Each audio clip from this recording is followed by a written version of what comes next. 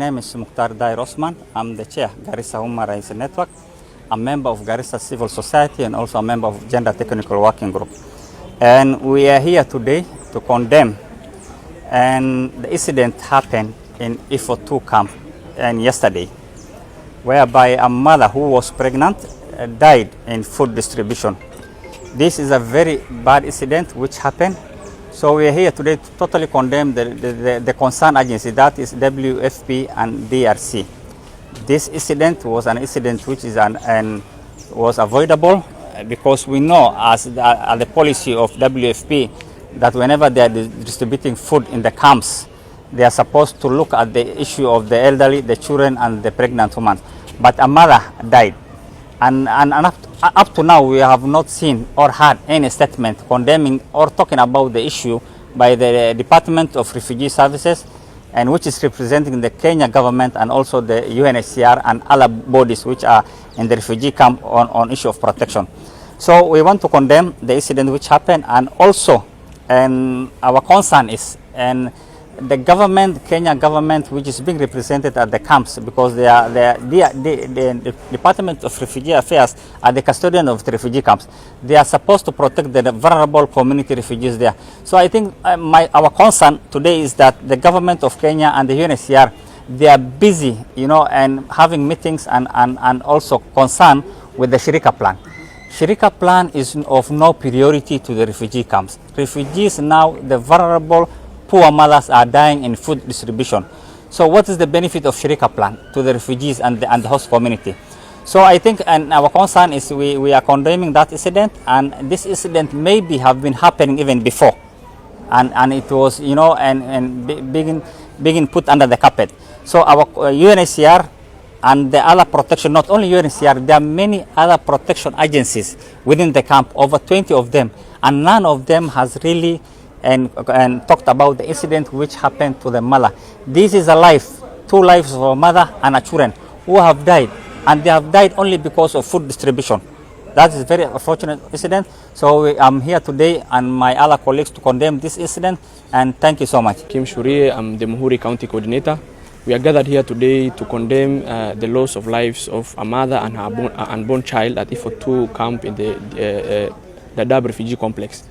It is very unfortunate that this is happening in this era, almost 3 decades later, when we know that there have been mechanisms in place where when it comes to food distribution and food rationing, these refugee agencies could use to do their work perfectly.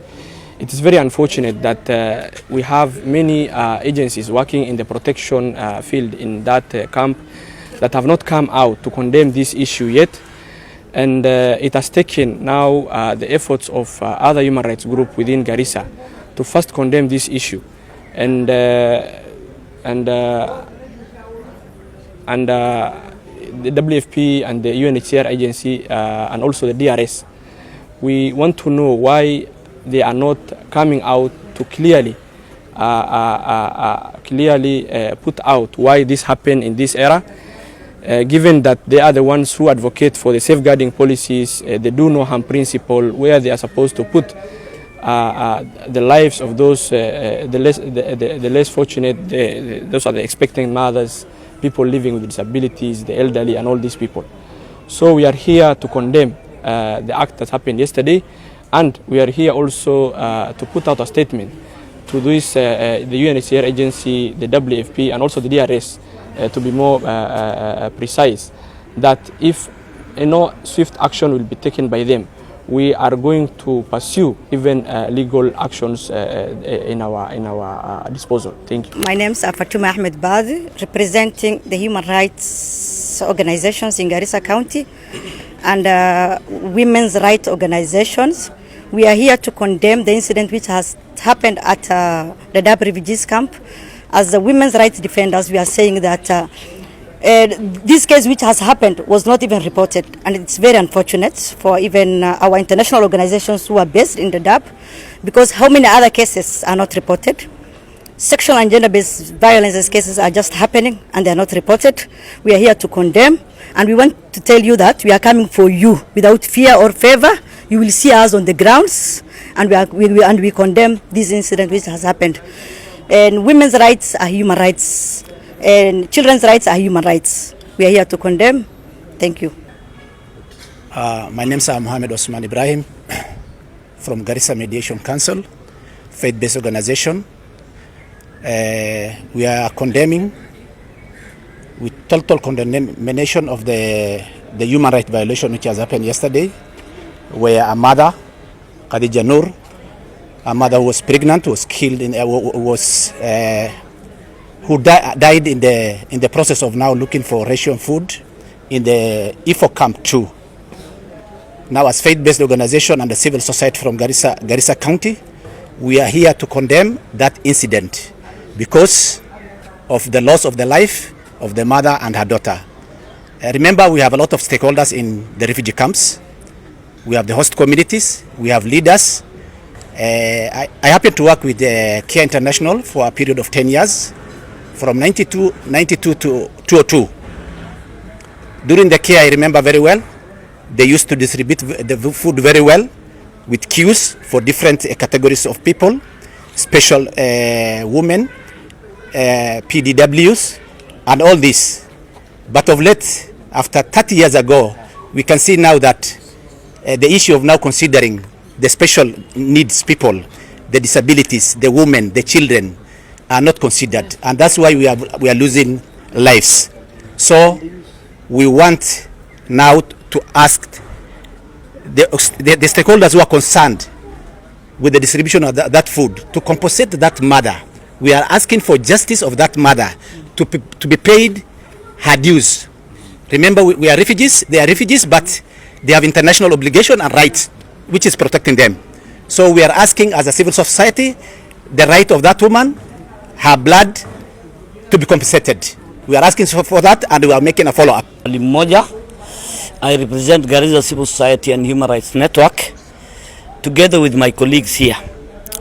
Today is a very sad day for us, where we lost a 9 months pregnant mother with an unborn child.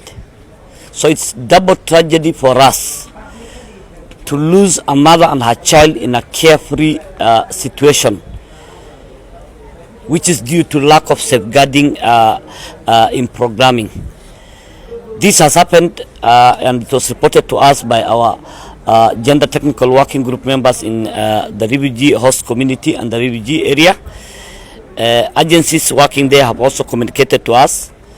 It is unfortunate and sad that in this era of today, when systems and efficiency models of practice of handling humanitarian situations are there, when we have BVR system that the UNHCR and other agencies are utilizing, when you have systemic way of distributing food and other items are in existence, it's very unfortunate we lose a mother and her child, and yet we don't have a situational report, an explanation, or a word of condolence from those who are concerned.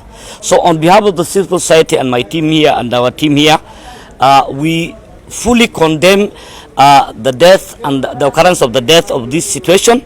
We fully condemn those agencies that have not taken heed and have not taken responsibility of protection, and we fully demand for full compensation of the mother and the lost infant who was not born, who has not seen the doors of justice and the light of earth in a carefree situation that is that was not considerate and that was not efficient in putting in place safeguarding measures for correct distribution of food. We wish and we regret that such kind of issues should never happen now and never again. Of the press, my name is Abduham Ibrahim, working for the National Gender and Equality Commission. We joined today members of Garissa Civil Society Network and the Human Rights Defenders Network in condemning the unfortunate incident that happened yesterday, 4th April 2025, in Ifo 2 camp in the Daawo sub-county, Garissa County, where a 28-year-old mother who was 9 months pregnant lost her life and the life of an unborn child.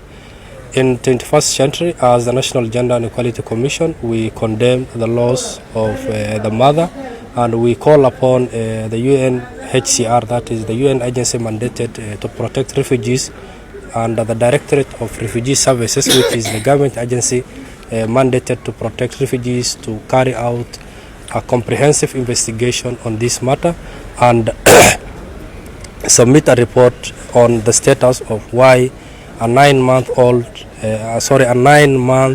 pregnant woman was not given priority. It is very unfortunate that in the Daawo refugee camp, where we all have the different protection actors, why were the protection mechanisms not followed? Why did the UN agency WFP at the highest level of the UN distributing agency for food items in the refugee camps, why were they not following the protocols laid upon in the policies?